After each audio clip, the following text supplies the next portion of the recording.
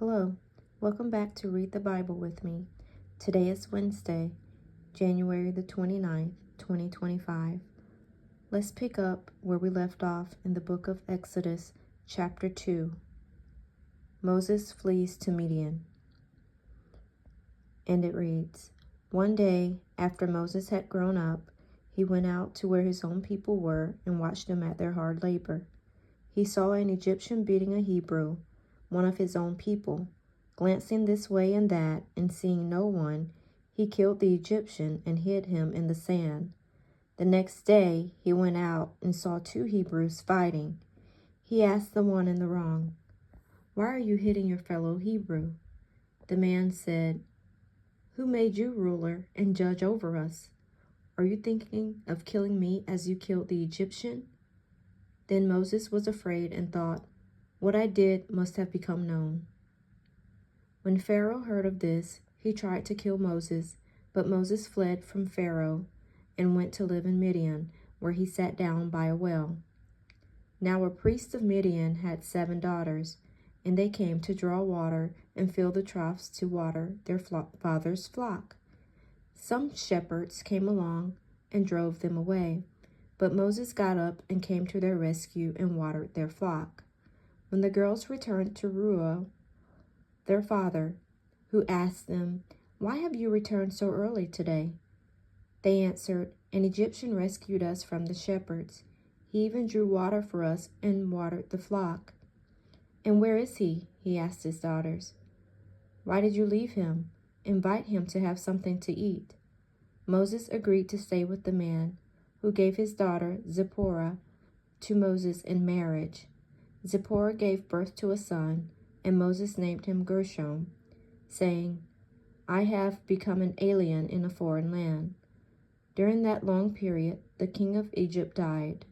The Israelites groaned in their slavery and cried out, and their cry for help because of their slavery went up to God. God heard their groaning, and he remembered his covenant with Abraham, with Isaac, and with Jacob. So God looked on the Israelites and was concerned about them. Exodus chapter 3, Moses and the burning bush.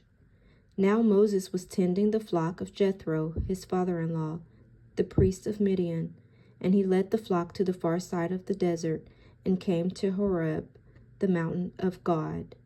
There the angel of the Lord appeared to him in flames of fire from within a bush. Moses saw that though the bush was on fire, it did not burn up. So Moses thought, "I will go over and see this strange sight, why the bush does not burn up." When the Lord saw that he had gone over to look, God called to him from within the bush, "Moses, Moses." And Moses said, "Here I am." "Do not come any closer," God said. "Take off your sandals, for the place where you are standing is holy ground." Then he said, "I am the God of your father, the God of Abraham, the God of Isaac, and the God of Jacob."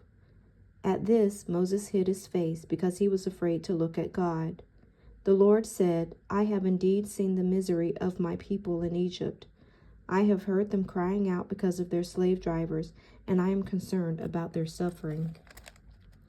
So I have come down to rescue them from the hand of the Egyptians, and to bring them up out of that land into a good and spacious land, a land flowing with milk and honey, the home of the Canaanites, Hittites, Amorites, Perizzites, Hivites, and Jebusites. And now the cry of the Israelites has reached me, and I have seen the way of the Egyptians are oppressing them. So now, go, I am sending you to Pharaoh to bring my people, the Israelites, out of Egypt." But Moses said to God, "Who am I, that I should go to Pharaoh and bring the Israelites out of Egypt?" And God said, "I will be with you, and this will be the sign to you that it is I who have sent you. When you have brought the people out of Egypt, you will worship God on this mountain." Moses said to God, "Suppose I go to the Israelites and say to them, 'The God of your fathers has sent me to you,' and they ask me, 'What is his name?' Then what shall I tell them?" God said to Moses, "I am who I am." This is what you are to say to the Israelites: I am has sent me to you. God also said to Moses, say to the Israelites, the Lord, the God of your fathers, the God of Abraham, the God of Isaac, and the God of Jacob has sent me to you. This is my name forever, the name by which I am to be remembered from generation to generation. Go, assemble the elders of Israel, and say to them, the Lord, the God of your fathers, the God of Abraham, Isaac, and Jacob, appeared to me and said, I have watched over you and have seen what has been done to you in Egypt, and I have promised to bring you up out of your misery in Egypt into the land of the Canaanites, Hittites, Amorites, Perizzites, Hivites, and Jebusites, a land flowing with milk and honey. The elders of Israel will listen to you.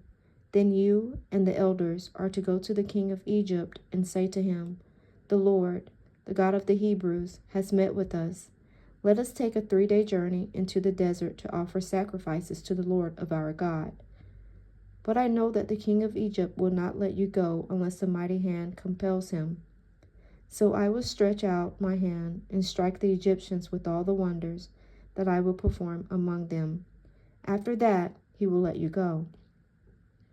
And I will make the Egyptians favorably disposed toward this people, so that when you leave, you will not go empty-handed.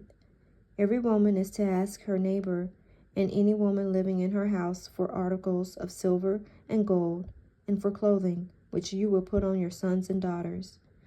And so you will plunder the Egyptians. Exodus chapter 4, Signs for Moses. Moses answered, what if they do not believe me or listen to me and say, the Lord did not appear to you? Then the Lord said to him, what is that in your hand? A staff, he replied. The Lord said, throw it on the ground. Moses threw it on the ground, and it became a snake, and he ran from it. Then the Lord said to him, reach out your hand and take it by the tail. So Moses reached out and took hold of the snake, and it turned back into a staff in his hand. This, said the Lord, is so that they may believe that the Lord, the God of their fathers, the God of Abraham, the God of Isaac, and the God of Jacob, has appeared to you. Then the Lord said, put your hand inside your cloak. So Moses put his hand into his cloak, and when he took it out, it was leprous, like snow. Now put it back into your cloak, he said. So Moses put his hand back into his cloak, and when he took it out, it was restored, like the rest of his flesh.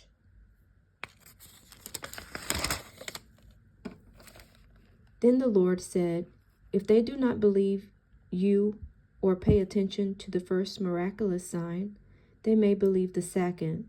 But if they do not believe these 2 signs or listen to you, take some water from the Nile and pour it on the dry ground. The water you take from the river will become blood on the ground. Moses said to the Lord, O Lord, I have never been eloquent, neither in the past nor since you have spoken to your servant. I am slow of speech and tongue. The Lord said to him, who gave man his mouth? Who makes him deaf or mute? Who gives him sight or makes him blind? Is it not I, the Lord? Now go, I will help you speak and will teach you what to say. But Moses said, O Lord, please send someone else to do it. Then the Lord's anger burned against Moses, and he said, what about your brother Aaron, the Levite? I know he can speak well. He is already on his way to meet you, and his heart will be glad when he sees you. You shall speak to him and put words in his mouth. I will help both of you speak and will teach you what to do. He will speak to the people for you, and it will be as if he were your mouth and as if you were God to him. But take the staff in your hand so you can perform miraculous miracles with it. Moses returns to Egypt. Then Moses went back to Jethro, his father-in-law, and said to him, let me go back to my own people in Egypt to see if any of them are still alive. Jethro said, go, and I wish you well. Now the Lord had said to Moses in Midian, Go back to Egypt, for all the men who wanted to kill you are dead." So Moses took his wife and sons, put them on a donkey, and started back to Egypt. And he took the staff of God in his hand.